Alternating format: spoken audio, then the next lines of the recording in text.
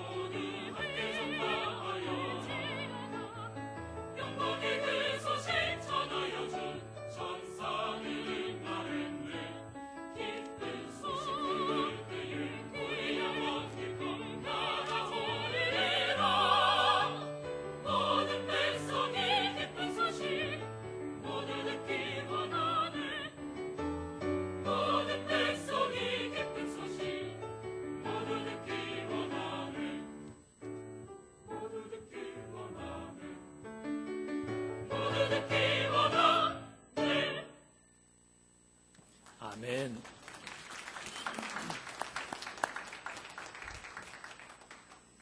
찬양을 들으니까 오늘부터 대강절이구나 하는 생각이 듭니다. 오늘부터 대강절, 주님께서 오신 날을 즐겁게 기다리는 이제 계절이 돌아왔습니다. 주님 오신 날을 생각하시면서 우리 마음속에 소망과 기쁨이 가득하시는 여러분 모두가 되시길 축복합니다. 예수님의 비유에 대한 서기관들과 대제사장들의 반응은 분노 그 자체였습니다.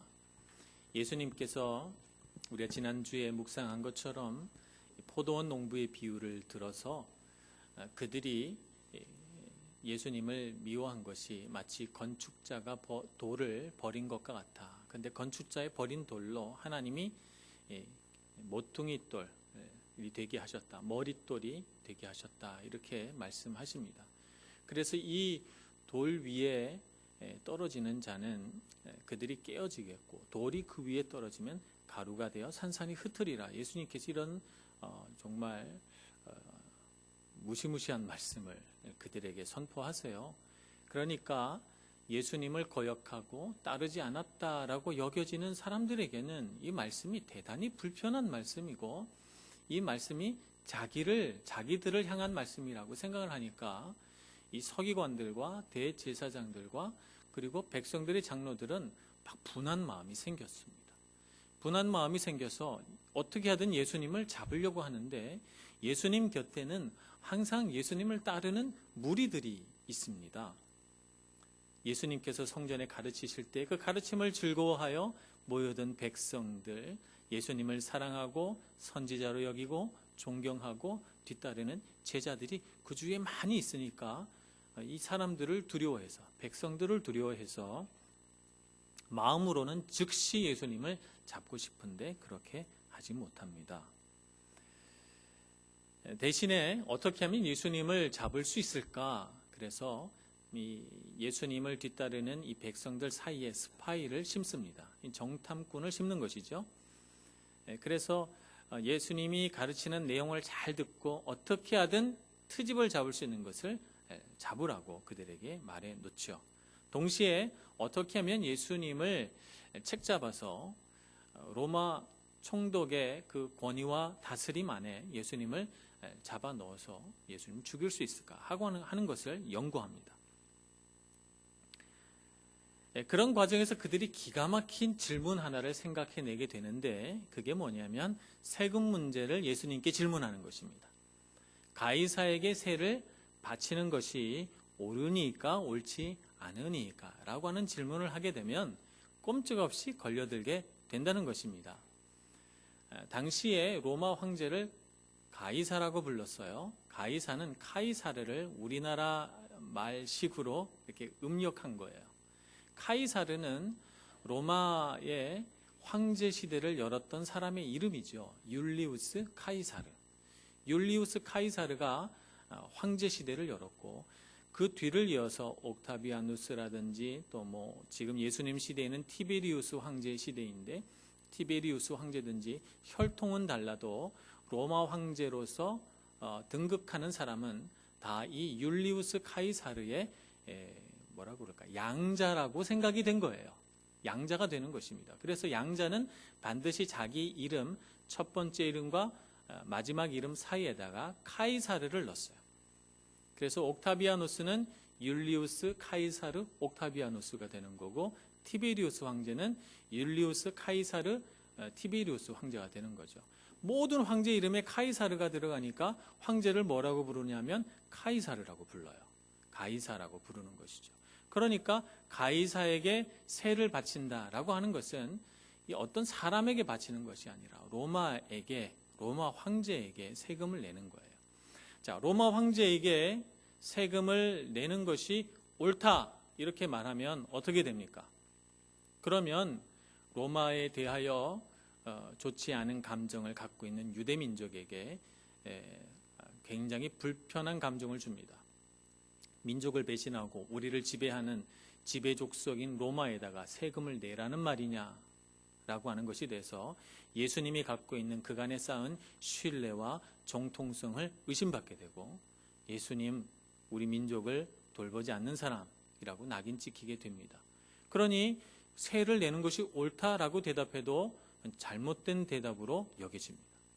그럼 세금을 내지 말라, 세금을 내는 것이 옳지 않다라고 대답하면 어떻게 되는가? 당시에 실제적으로 유대 땅을 지배하고 있던 로마에 대하여 세금을 내지 말라고 선동한 꼴이 돼서 로마법을 어기는 위험한 반대자로 여기게 돼서 당장 잡아가게 됩니다. 로마에서 말이죠. 그러니 옳다고 대답해도 틀린 대답이 되고 옳지 않다고 대답해도 틀린 대답이 되게 돼서 뭐라고 대답해도 예수님을 잡아갈 수 있는, 예수님을 뭐라고 그럴까요?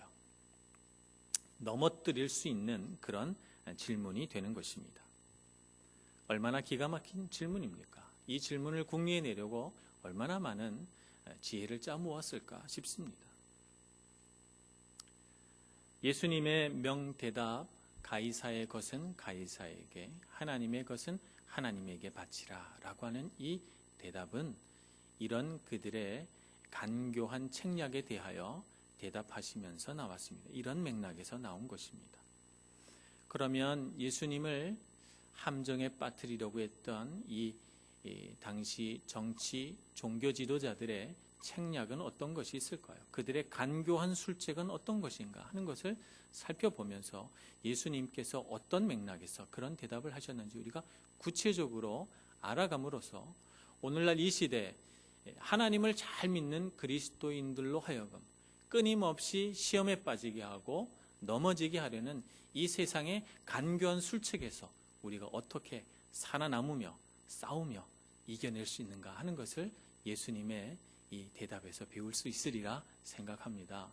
오늘 이 말씀을 생각해 보면서 그와 같은 지혜와 능력을 얻으시는 여러분들 되시길 축복합니다. 먼저 예수님을 함정에 빠뜨리려고 하는 그들의 술책, 그들이 갖고 있는 특징들을 우리가 한번 살펴봐야 합니다. 첫 번째 특징은 그들은 하나님을 두려워하지 않으면서 백성은 두려워하는 사람들입니다. 하나님을 의지하지 않는 사람들의 가장 두드러진 특징은 사람을 두려워한다는 것입니다. 그런데 하나님은 두려워하지 않아요. 이것이 하나님을 의지하지 않는 사람들의 특징입니다. 사무엘상에 보면 당시에 왕인 사울이 등장합니다. 하나님이 세우신 이스라엘의 첫 번째 왕입니다. 하나님께서 아말렉 족속을 한 명도 남기지 말고 다 죽이라 명령하셨는데 그는 하나님의 명령을 어깁니다. 하나님은 실망하셨고 사무엘을 보내서 사울을 책망하라 이렇게 말씀하십니다. 사무엘이 도착해서 사울에게 잘못한 것을 지적하고 직면했더니 사울이 계속해서 변명을 거듭합니다. 그러다가 결국 도망갈 수 없는 마지막 지점에 이르러서야 사울은 자기의 잘못을 시인하게 되는데 그때 사무엘이 왜 하나님의 명령을 따르지 않았느냐고 그에게 질문하자 사울은 이렇게 대답합니다. 사무엘상 15장 24절입니다. 내가 여호와의 명령과 당신의 말씀을 어긴 것은 내가 백성을 두려워하여 그들의 말을 청종하였음이니이다. 한 나라의 왕이고 하나님이 기름 부어 세우셨는데 어이없게도 하나님을 두려워하지 않고 백성을 두려워하는 왕이 되고 만 것입니다. 하나님께서 가장 실망하신 것은 뭐냐 하면 하나님이 세우셨는데 하나님을 두려워하지 않고 사람을 두려워하는 사람이 되었다는 것이에요. 오늘 우리도 이 세상을 살아가면서 우리 마음의 중심을 잘 잡아야 되겠습니다. 사람을 두려워하기보다는 하나님을 더 두려워하는 사람이 되어야만 이 세상에서 많은 사람들이 우리에게 두려움을 심으려고 할 때 그것을 이겨낼 수 있습니다. 그렇지 않으면 우리는 사람을 두려워하는 사람이 돼요. 사람을 두려워할수록 하나님에 대해서 무감각해지고 하나님에 대하여 우리가 감각이 깨어나서 그분을 경외하고 두려워할수록 우리는 사람을 두려워하지 않게 되는 담대한 마음을 얻게 됩니다. 그러니 여러분, 우리는 사람을 두려워하지 않고 하나님을 두려워하는 사람이 됩시다. 또 우리가 더불어 이 세상을 살아갈 때 혹시 사람을 향한 두려움을 심으려고 하는 사람이 있거든 그런 사람은 멀리하는 것이 좋습니다. 조심해야 됩니다. 왜냐하면 우리도 그렇게 될 수 있는 여지가 많기 때문에 영향받을 수 있어요. 그러니 우리는 사람을 두려워하지 않고 하나님을 두려워하되 우리 그런 사람들이 우리 주변에 많이 있어서 선한 영향력, 믿음의 능력을 가진 사람들이 정말 이 세상 가운데 능력을 발휘할 수 있도록 해야 되겠습니다. 그렇게 할 수 있는 우리 교회가 되기를 축복합니다. 또 하나님을 의지하지 않는 이들의 두 번째 특징은 거짓 칭찬을 한다는 것입니다. 예수님을 이 한마디 가이사에게 세를 바치는 것이 옳으니까 옳지 않으니까 라고 하는 이 질문으로 예수님이 함정에 빠뜨려져야 되는데 그러려면 예수님 같이 지혜롭고 똑똑하신 분에게는 좀 미리 함정 같지 않게 연막을 치는, 말하자면 좀 뭔가 전혀 그런 의도가 없다는 듯이 뭔가 사전 작업이 필요합니다. 그래서 그들은 거짓 칭찬을 합니다. 오늘 말씀에 보니까 21절 말씀에 이렇게 그들은 말합니다. 선생님이여, 우리가 아노니 당신은 바로 말씀하시고 가르치시며 사람을 외모로 취하지 아니하시고 오직 진리로서 하나님의 도를 가르치시나이다. 이렇게 말합니다. 다 맞는 말씀이에요. 맞는 말씀인데 이것을 그들이 진심으로 하지 않았다는 것입니다. 마음에도 없는 말을 거짓으로, 마치 예수님을 정말 이렇게 생각하는 것이냐 거짓 칭찬을 합니다. 왜 거짓 칭찬을 합니까?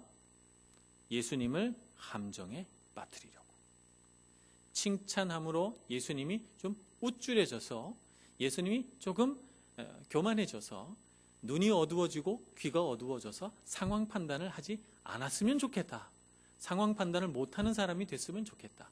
적어도 그들이 질문 속에 심어놓은 그들의 의도, 예수님을 함정에 빠뜨리려는 그 의도가 들통나지 않았으면 좋겠다라고 하는 마음으로 미리 거짓 칭찬을 하는 것입니다.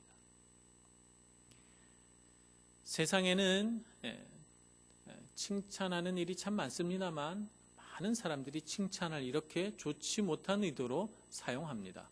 어떤 사람은 이렇게 누구를 넘어뜨리려고 거짓 칭찬을 하는가 하면 내가 원하는 것을 얻고자 마음에도 없는 말을 하는 이 아부라고 하는 거짓 칭찬도 있습니다. 내가 원하는 것 얻으려고, 나를 좋게 보이려고 마음에도 없이 거짓 칭찬을 늘어놓는 이런 사람들이 종종 있습니다.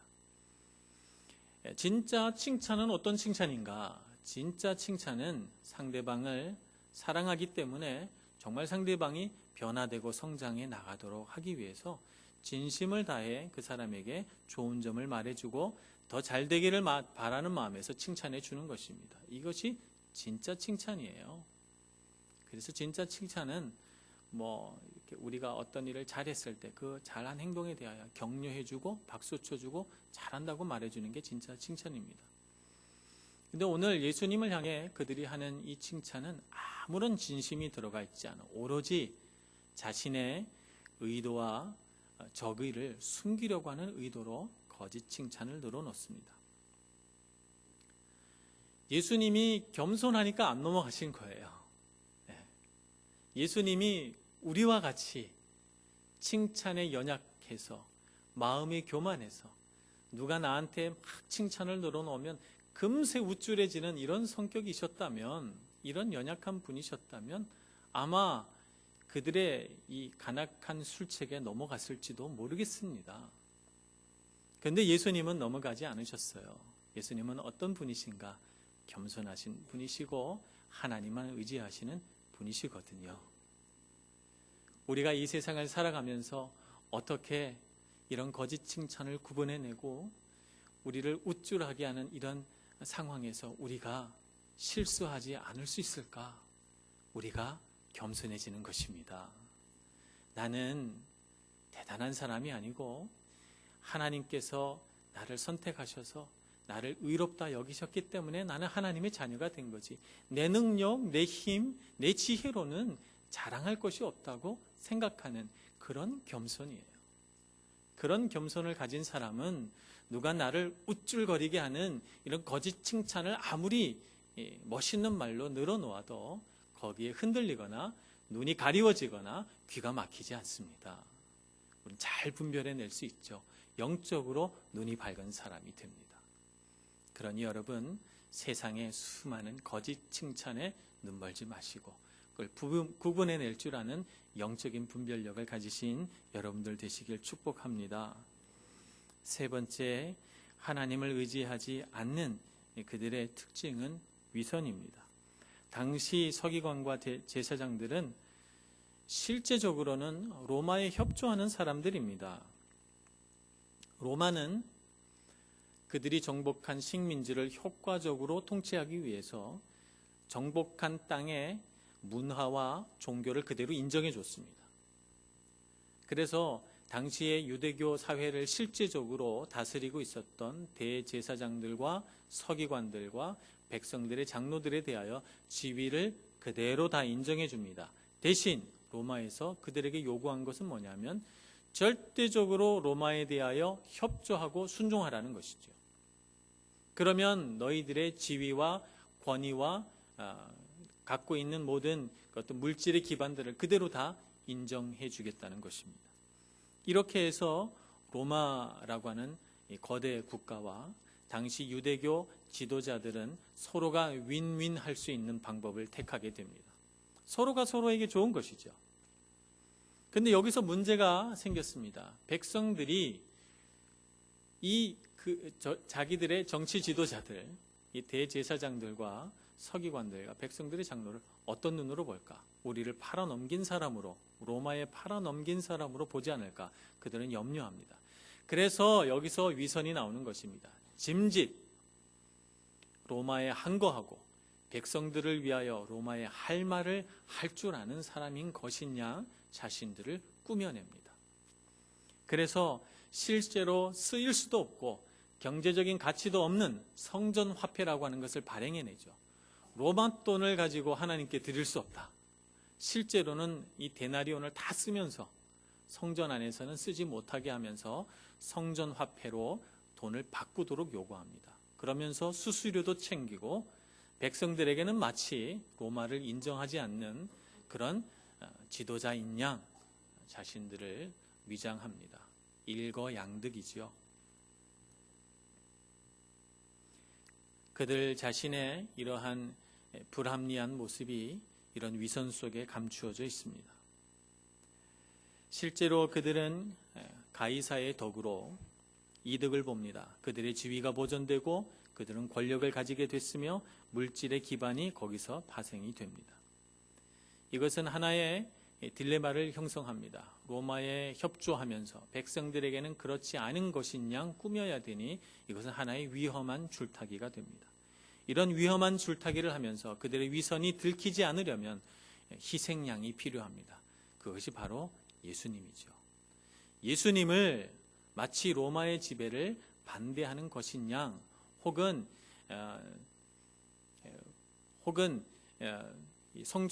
성전에다가 가이사에게 세를 바치는 것이 옳지 않다 이렇게 말해서 백성들에게 로마에게 잘못된 반대자라는 이미지를 더 씌우거나 혹은 세를 바치는 것이 옳다 이렇게 말함으로써 백성들에게 반감을 갖게 하거나 이렇게 해서 예수님을 희생양으로 삼아서 그들의 위선을 감추려고 하는 그런 성향을 갖고 있는 것입니다. 예수님을 십자가에 넘겨줌으로써 그들은 자신들의 가면을 유지하고 권력을 더욱 상승시키는 효과를 갖게 되죠. 예수님의 대답은 이런 맥락에서 나왔습니다. 그들의 위선을 감추려고 하는 그들의 죄로부터 말이죠. 그래서 예수님께서 말씀하신 가이사의 것은 가이사에게 하나님의 것은 하나님에게 바치라 라고 하는 이 말씀은 사실은 가르침이라기보다는 그들의 간교한 어떤 질문에 대한 대답으로서 나온 것입니다. 그러니 이 예수님의 말씀을 확장시켜서 정치와 종교를 분리하고 있다라든지 예수님은 유대교의 독립에 유대 민족의 독립에 관심이 없다라든지 이런 것으로 이 예수님의 대답을 확장시켜서는 안 되고 예수님은 반대자들의 그 적대감에 대한 대답으로 이 명대답을 하셨다는 것을 우리가 먼저 이해해야 됩니다. 세상은 힘을 갖고 있습니다. 지난 2주 동안 우리가 세상이 발휘하려고 하는 힘에 대해서 같이 묵상을 했습니다. 세상은 권력을 갖고 있고 이 권력을 유지하여 돈을 벌고 그들에게 이득을 남기기 위하여 거짓말도 서슴지 않고 여러 가지 간교한 술책을 사용합니다. 그래서 내가 원하는 것을 얻으려고 하죠. 그렇기 때문에 예수님도 넘어뜨리고 죽이려고 하는 것입니다. 실제적으로 예수님을 그들이 죽이는 데 성공했기 때문에 그들은 정치적으로 승리했습니다. 예수님께서 승리하신 것은 뭐냐? 그러면 예수님은 정치적으로 승리하는 데는 관심이 없으셨습니다. 왜냐하면 예수님은 힘을 사용하는 데 있어서 매우 자유한 분이셨기 때문입니다. 예수님이 승리하고자 하신 부분은 죄에 대한 승리입니다. 사람을 묶고 움직이지 못하게 하고 굴복시키려고 하는 죄에 대한 승리를 원한 것이지 정치적인 승리를 원한 것이 아닙니다. 예수님이 힘이 없으셨습니까? 아닙니다. 힘이 있으십니다. 예수님은 병자를 고치셨고 또 귀신을 내쫓으셨고 예수님은 화도 내셨습니다. 한때는 채찍을 만들어 성전에서 장사하는 사람들을 내쫓기도 하셨어요. 예수님은 힘이 있으세요. 그런데 이 힘이 있으신 예수님이 로마 병정들이 휘두르는 채찍에 얻어맞습니다. 아무 항거도 하지 않습니다. 십자가에 못 박도록 자신을 그냥 내어주십니다. 예수님은 힘을 사용하실 수도 있고 힘 사용하기를 본인 스스로 결정하여 그만둘 수도 있는 분이세요. 힘을 사용하는 데 있어서 대단히 자유로운 분이시지요. 우리와 다른 점이 바로 거기에 있습니다. 우리는 어떤가? 우리는 힘이 있는 사람이 되기를 좋아합니다. 내가 하나님과 같이 되어 세상의 모든 일들을 내가 원하는 대로 내 식대로 자기 식대로 좌지우지하는 사람이 되길 원해요. 우리 사람은. 그래서 강한 사람이든 약한 사람이든 다 사람은 힘을 사용하려고 합니다. 힘으로부터 자유롭지 않아요. 그러면 우리가 힘을 사용하는 관계 안에서 어떤 죄를 짓는가? 우리가 강자가 되면요, 강한 사람으로서 이런 죄를 짓게 됩니다. 우리의 연약함을 숨기죠. 우리가 약하다는 사실을 숨깁니다. 사람은 강한 면도 있고 약한 면도 있고요. 대단히 탁월한 부분도 있지만 굉장히 부끄럽고 숨기고 싶은 부분도 있어요. 누구나. 그런데 강자가 되려고 하는 사람은 그 부끄럽고 연약한 부분을 숨깁니다. 강한 척하죠. 내가 승자가 되어서, 내가 강한 사람이 되어서 원하는 것을 얻겠다고 생각합니다. 그러다 보니까 그 과정에서 많은 죄가 나와요. 본인 스스로는 자기보다 더 센 사람 앞에서는요, 주눅이 듭니다. 열등감을 느껴요. 반면에 자기보다 약하다고 생각하는 사람 앞에서는 우쭐하는 마음이 들고 그 약한 사람을 무시하려고 하는 특성을 갖게 됩니다. 강자는 이런 죄를 짓습니다. 약자라고 해서 죄가 없지 않습니다. 약자가 무슨 죄를 짓나? 약자는 피해자인데 이런 생각을 하지 않습니까? 약자는 연약함을 드러냅니다. 연약함을 드러내고 싶어서가 아니고요. 아무리 숨기려고 해도 이 사람은 약한 사람이기 때문에 연약함이 드러나요. 이런 사람들이 있습니다. 약함이 드러납니다. 그래서 이 사람은 더욱 약한 척을 합니다. 왜 강하려고 안 하고 더 약한 척을 할까요? 약한 자가 돼서 더 약한 척을 하려는 이유는 약자가 돼야만 내가 원하지 않는 것을 하지 않을 수가 있습니다. 자기를 방어하는 수단이죠. 그래서 자기가 하고 싶지 않은 일은 핑계를 댑니다. 제가 능력이 부족해요. 저는 못합니다. 저 같은 사람 시키지 마세요. 저 할 수 없어요. 이렇게 말합니다. 자기가 하기 싫은 일을 합법적으로 하지 않기 위해서 더욱 약한 척, 약자의 위선을 드러냅니다. 그러다 보니 더욱 능력 없는 사람이 되고 자기의 능력 없음에 기대어서 강자에게 모든 것을 다 책임 전가하고 자기는 피해자인 척하면서 약자의 그늘 아래 숨습니다. 이것이 약자의 죄예요. 어느 식당에서 소란이 일어났습니다. 보니까 아이가 막 울고 있어요. 떼를 써요. 아이의 발 앞에는 막 종이가 찢어져 있습니다. 아마 중요한 종이인 것 같은데 아이가 장난을 치다가 다 찢어버린 거예요. 엄마가 너무 화가 났어요. 그래서 아이에게 큰 소리로 꾸짖습니다. 당장 이 종이를 주소! 이렇게 말해요. 한 4-5살 된 아이인데 안 주서요. 안 죽고 계속 울어요. 아무것도 모르는 것이냐 막 웁니다. 주사. 엄마는 화가 나서요. 막 길을 뭐랄까 노발대발한 거죠. 막 화가 나서 주스라고 하는데 안 주서요. 와 울어요. 사람들이 누굴 쳐다봅니까? 엄마 쳐다보죠. 엄마가 왜 저러나 이렇게 생각하고, 아이는 그런 것을 본능적으로 합니다. 우리 아이들이라고 해서 죄인이 아니지 않아요. 아이들도 본능적으로 어떻게 해야 내가 이 순간 엄마를 이길 수 있는지 잘 압니다. 이 아이는 아무것도 모르는 양, 나는 피해자고 나는 약자기 때문에 난 여기서 계속 울면 결국 자기가 승리할 거라는 걸 알아요. 그래서 이 아이는 눈물을 막 흘리면서 고개를 가로저으면서 그 자리에서 웁니다. 영문을 모르는 사람들은 왜 저러나 식당에서, 엄마가 너무한 거 아닌가? 이런 생각을 합니다. 엄마가 결국 아이를 굴복시킬 수 있습니까?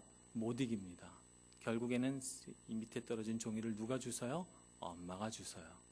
엄마가 죽고 화가 나서 이 아이의 손을 잡고 밖으로 나갑니다. 분명 화장실이나 어떤 데 가서 막 몰아놓고 야단쳤을 거예요. 그죠?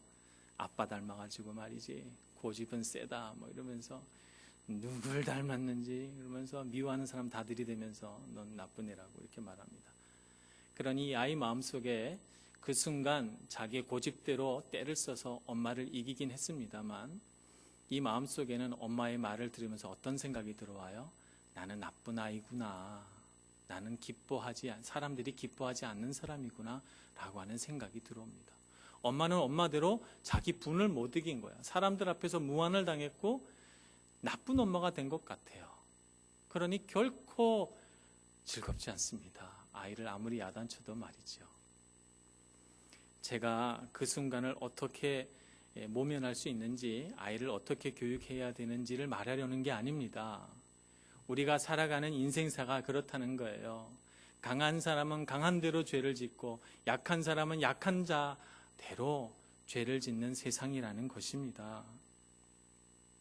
누가 승자이겠습니까? 아이가 이겼습니까? 엄마가 이겼습니까?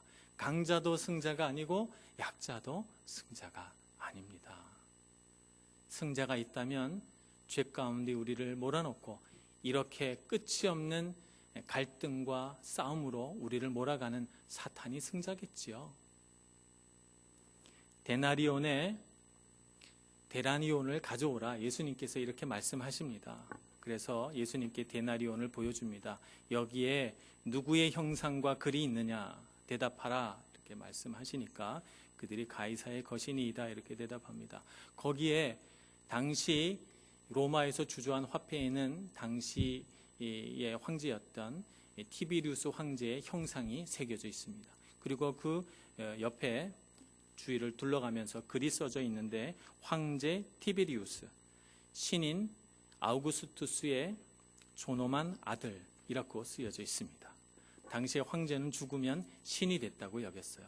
그리고 지금 살아서 통치하는 황제는 그 신의 아들이라고 이렇게 여겨지는 것입니다. 그래서 그 황제의 형상을 보고 그 황제의 형상을 따라 복종하는 자는 결국 황제라고 하는 신을 섬기는 사람이 되어버리는 것이지요. 그러니까 예수님의 말씀, 대답, 가이사의 것은 가이사에게, 하나님의 것은 하나님에게 바치라라고 하는 말은, 만약 당신이 가이사의 형상을 닮았다면, 만약 당신이 가이사의 형상을 닮고자 한다면 당신은 가이사의 것이고 그러니 가이사에게 바치라. 만약 당신이 하나님의 형상을 닮았고 당신이 하나님의 형상을 닮기를 원한다면 당신은 하나님의 것이고 하나님에게 당신 자신을 바치라 라고 하는 것입니다. 우리는 세상의 강한 힘 앞에 굴복할 수밖에 없는 연약한 우리 자신을 느낍니다. 이런 것이 늘 우리 자신에 대한 고민이에요. 우리 안에 어떤 마음이 있는가 하면 나도 힘이 있는 강한 사람이 되고 싶어요. 강자가 되고자 하는 욕망이 우리 안에 있습니다. 동시에 내가 연약하고 힘없는 사람이라고 하는 데 대한 열등감과 두려움이 우리 안에 있습니다. 그래서 우리가 자유롭지 않아요. 근데 예수님은 어떤 분이신가? 힘을 사용하는 것이나 사용하지 않는 것이나 자유하신 분이에요. 그는 죄가 없으시지요. 디모데전서 1장 15절 말씀을 보겠습니다. 디모데전서 1장 15절 말씀, 사도 바울이 말씀하신 것입니다. 밑보다 모든 사람이 받을 만한 이 말이여, 그리스도 예수께서 죄인을 구원하시려고 세상에 임하셨다 하였도다. 죄인 중에 내가 괴순이라. 여러분, 이 말씀을 듣고 사도 바울이 세상의 모든 죄인들을 다 연구를 해서 내가 이 사람보다도 더 죄인이구나, 내가 이 사람보다도 더 죄인이구나 해서 논리적으로 자기가 죄인 중에 괴수라고, 내가 죄인 중에 첫째라고 말하는 것이 아닙니다. 여러분, 그걸 아셔야 됩니다. 주님의 죄로부터의 승리, 십자가의 죽으심으로 우리 모든 죄를 그 자리에서 사하셨다는 것을 아는 순간 그 십자가 앞에서 나는 용서받을 수 없는 죄인인데 그 십자가 아래서 용서받은 사람이라는 걸 알게 돼요. 그래서 내가 얼마나 죄인인가를 깨닫게 되지요. 그래서 비교할 필요가 없어요. 그 전에는, 예수님의 십자가 은혜를 알기 전에는 끊임없이 세상 사람들과 비교하면서 누가 더 센가, 누가 더 영향력이 있나, 누가 더 똑똑한가, 누가 더 돈이 많은가, 누가 더 높은 자리에 있는가 비교하면서 살았어요. 힘으로부터 자유롭지 못한 사람이었죠. 그런데 이제 예수님의 십자가 아래, 그 은혜 아래 있고 보니 내가 큰 죄인이라는 걸 알게 돼서 더 이상 세상 사람들과 비교하지 않습니다. 세상 사람들이 아무리 죄 없어도, 아무리 세상 사람들이 죄가 많아도 내가 제일 죄인 같아요. 그래서 죄가 깊은 곳에 은혜도 깊고, 죄를 알면 알수록 은혜도 커집니다. 그래서 우리는 예수 그리스도의 십자가를 붙들지 않으면, 그분의 은혜를 통과하지 않으면 하나님을 닮아갈 수 없습니다. 우리가 매번 죄를 짓습니다. 죄 짓지 말고 살아야지. 우리가 아무리 노력해도 별 수 없이 우리의 연약함 앞에 멈춰 서게 됩니다. 그러나 우리는 그 순간마다 무엇을 의지합니까? 예수님의 십자가 은혜를 의지합니다. 나는 할 수 없지만 나를 구원하신 주님께서 내 연약함을 극복하고 내 죄를 모두 극복하고 나를 변화시켜 주실 거라고 믿는 것이죠. 나의 죄를 극복하고 나를 성장시켜 주실 것이라고 믿는 것입니다. 그 믿음을 잃지 않으시는 여러분들 되시기를 바랍니다. 그래서 우리는 하나님의 형상을 닮고자 하는 사람, 하나님의 형상을 닮은 사람이 돼서 어제 똑같은 죄를 짓고 오늘 또 실수에 넘어지지만, 그러나 나는 계속해서 성장하고 변화할 것이라고 주님 앞에서 무릎 꿇고 다짐하고 눈물 뿌려 기도하시는 저와 여러분 모두가 되기를 간절히 축원합니다. 기도하겠습니다. 은혜가 많으신 하나님 아버지, 주님의 은혜 아니고서 우리가 어찌 이 세상을 살 수 있었겠나이까. 우리에게 은총을 내려주셔서 죄에 묶여 죄의 노예로 살지 않게 해주시고, 이 세상이 우리에게 유혹하는 모든 시험과 유혹으로부터 돌아서서 예수님 닮고 하나님 닮으려는 저희들 되게 하여 주시옵소서. 예수님의 이름으로 기도합니다. 아멘.